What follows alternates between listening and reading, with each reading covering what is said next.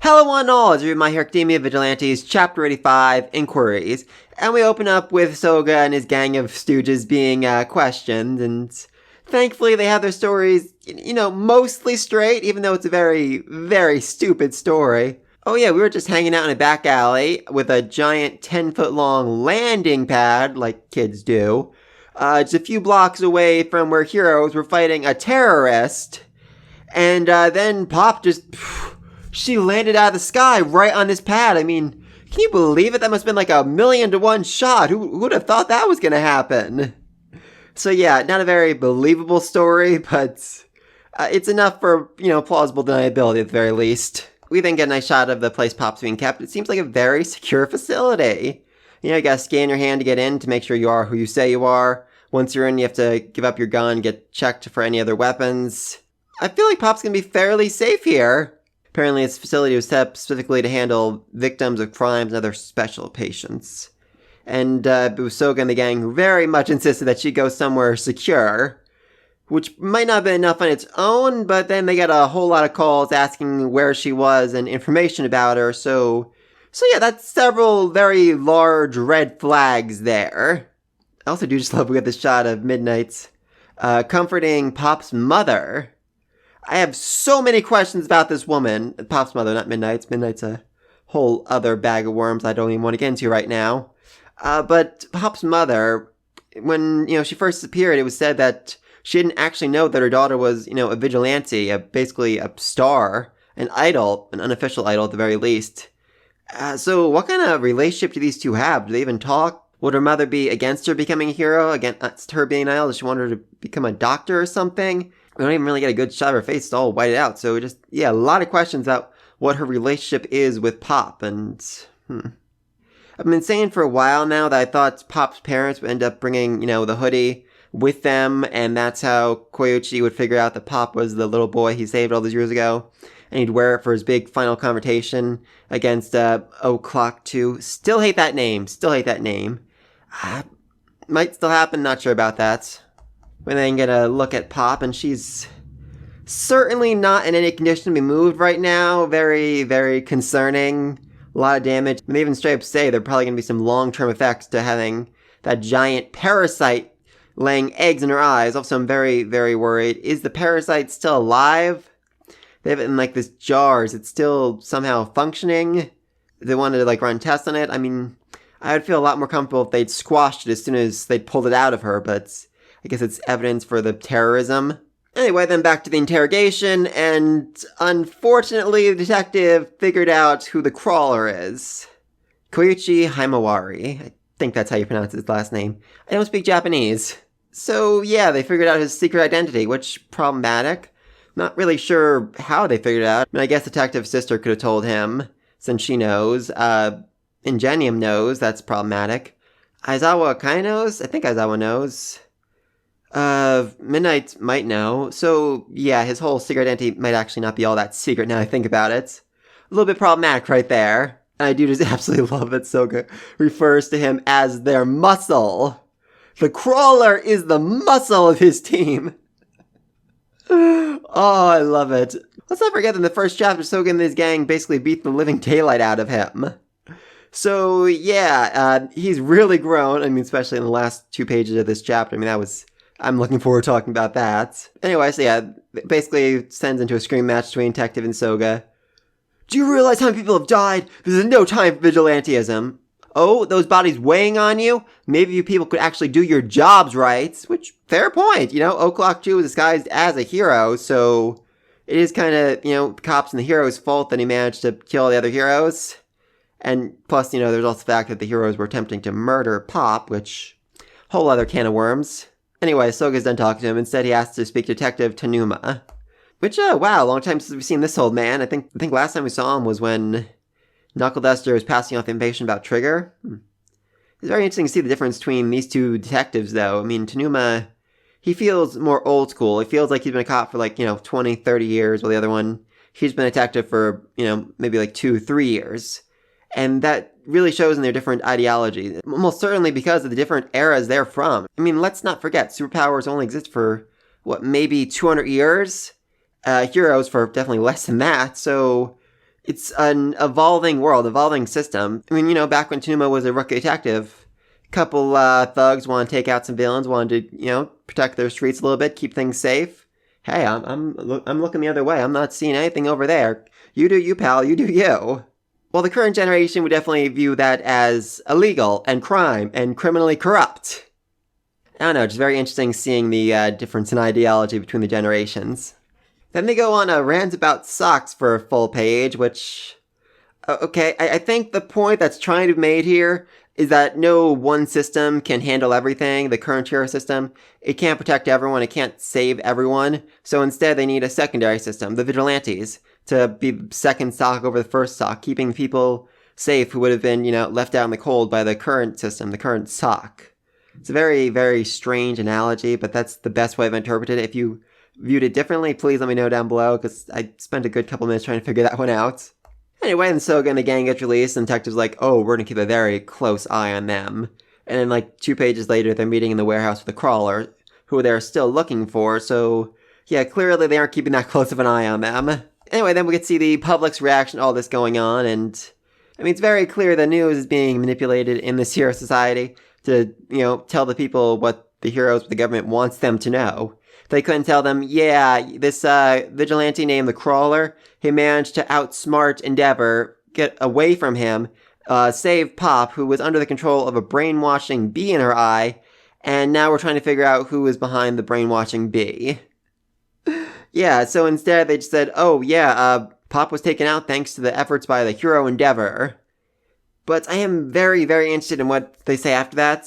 Some point out that this was an underage girl, while others have focused on the massive damage caused by the bombings, resulting in a firestorm both praise and criticism for the number 2 hero.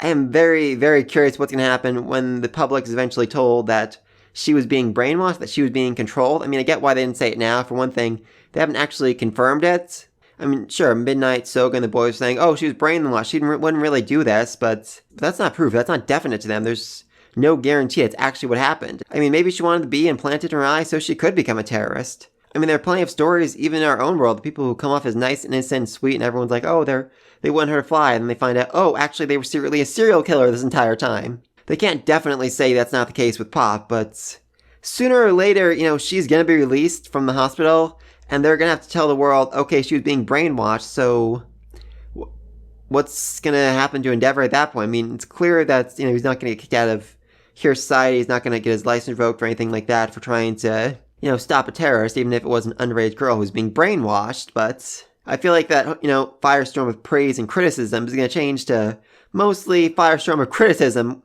when the public finds out about that. Next line is also interesting. A number of heroes killed or wounded at the scene are thought to be victims of an accomplice of Pop. So is the public thinking the Crawler is the one who was helping Pop, who was killing all those people? Because, I mean, at the very least, the cops know Koichi's name. They didn't release that to the public as far as I can tell. Which, thank God. That'd definitely be a headache for him to deal with. So yeah, that just raises a whole lot of questions. I mean, for one, do the cops know where he lives? Only, the detective's sister would actually know, and I'm not even sure if his name is actually on a lease. His apartment is definitely legal. I can't imagine there's an official lease for it. It feels more like, oh, pay me under the table and I'll let you live in this condemned building. I'm also convinced that by the time the series comes to an end, that building will actually be condemned and torn down, turned to something else, symbolic of his time as the vigilante Crawler coming to an end, but just something I want to throw out there. Anyway, then Koichi basically confesses to the fact that he's very bad at reading the room, very bad at reading people, and he has a very strong tendency of ticking people off and making them, want to murder him. But he thinks, I don't think any of them would actually done it. Then it flashed over to Endeavor. Oh, okay. I think Endeavor wouldn't have actually murdered me. Maybe? I'm not entirely sure. But, O'Clock 2. Yeah, that guy's serious. He's actually gonna try and kill me. Which, problematic. I guess I need to stop him somehow, some way. I mean, is Koichi gonna actually kill him? That's an interesting question. How do you capture, arrest a guy who has, super speed generation and can move literally at super speed? That's not gonna be easy. I mean, I don't think he's gonna go in for the kill, but I have a hard time imagining how they're gonna catch him otherwise. Even when he literally lost his skin in that fight, he was still able to move at incredible speed, so anything less than that isn't going to be enough to stop him. That's very, very concerning. So Soga and the gang decide they're going to basically be bodyguards for Pop, making sure no one gets even close to the building without their say-so, which feels illegal. I feel like the cops shouldn't actually allow that, but alright, you know what, you do you. Also, it's very obvious that the guy they're looking for, Koichi, is right near them. So I think they should have figured out, hey, Koichi's right over there, let's go arrest him, detain him, do something, question him. Because, he has the answers that we still need to figure out what's going on here. And the first guy they detain, he claims to be an AC repairman, but just a journalist trying to get a scoop on Pop, this mysterious idol-turned-terrorist. I did actually think he might be, O'Clock 2, just in disguise, fake chin or whatever. He certainly looks suspicious, but no. He was just there to record Pop. But seriously, let's take a minute to appreciate what Koichi does here. He shoots the man's toolbox with a level of accuracy that can only be described as absolutely terrifying from, 100, 200 feet away on the rooftop. I mean, sure he has binoculars to let him see it better, but that's a level of accuracy that is downright terrifying. With a shot that is so strong, it could literally pierce a man's skull and kill him. I mean, at this point, Koichi, you have every right to be a hero. You're better than most of the heroes we know. You can fly, you can move at super speed, you can launch shots that are absolutely deadly and precise from hundreds of feet away. Please, become a professional hero! I mean, I get it. I know he probably won't do it. He's a vigilante. He's here to fight for the common man. He's here to help a little guy, little lady crossing the street. That's not why he does this. But still, he could literally be a top-ranked hero by this point. I said in my last few videos, I thought maybe there might come a point when All Might's going to show up and he's going to be impressed by Koichi and offer to make him, the next symbol piece, offer to transfer the powers to him, and he'll say no. With the strength and abilities and resolve he's shown, I could really see him becoming the next symbol piece. I would absolutely love to see, all of his abilities amped up with One For All. That would be absolutely freaking amazing. I mean, seriously, fan fiction writers, write something about this when the series comes to an end, because I want to read that. So yeah, Koichi's all set up on the opposite rooftop with snacks, water, sleeping bag, binoculars, everything he needs to make sure that he can keep an eye on the scene and make sure that no one, especially O'Clock 2, comes in to take out Pop. Though if I'm going to throw out a speculation right now, at this point I feel like he's more likely to come in with, a big bang, the prototype Nomu, the destructive, exploding killer monsters, the ones he used to bomb that arena where everyone was in and whatnot. Yeah, I feel like that's more likely what he's going to do at this point. It's huge destruction. Maybe not even hospital, maybe like a few blocks away to draw all the heroes away from the hospital so we can, go in and take her out. I don't think it's going to be subtle. I think it's going to be something big enough where the hero is going to be distracted, where they won't be able to come immediately to help Pop, and it's going to end up being, just Koichi versus O'Clock 2, big final battle, and somehow, some way, he's going to need to stop him, put an end to him. I'm still theorizing it might be possible that the Doctor and All For One are going to reclaim O'Clock 2 before things come to an end. Like he escaped and they're going to want him back so they can continue experimenting on him, maybe turn him into part of Kurogiri. I mean, this overwhelming desire to be a hero, that could have been from Aizawa's friend, that part of him that's still around in O'Clock 2's head. Just something I want to throw out there. Well, speaking of which, Aizawa, he would be very helpful about now. I mean, seriously, being able to stop O'Clock 2's massive regeneration abilities or speed, even just for a few seconds, would be super helpful in managing to detain him, arrest him, kill him, whatever they want to do. I mean, he is, somewhat friendly. I mean, he's kind of friendly with the Crawler, so I feel like he'd want to, show up and lend a helping hand around this point. He's all at the law, the rules, heroes fighting villains, but with someone like Koichi on his side, it's only logical for him to lend a helping hand. But yeah, let me think all this down below. Koichi versus O'Clock 2, how's it going to go down? What's the big plan to break into the hospital? What's the deal with Pop's mother? Why does she not know that her daughter is an idol and a vigilante fighter? That's a very weird relationship they have. Knuckle Duster, where is he at? I mean, I said in the last video that I didn't think he was going to show up for this fight because he doesn't want to make an orphan out of his daughter, but maybe he has his own thing set up, his own plan, his own way of stopping O'Clock 2 somehow, some way. I'm not sure. Let me think all this down below. Be sure to like, subscribe to this video. And until then, peace.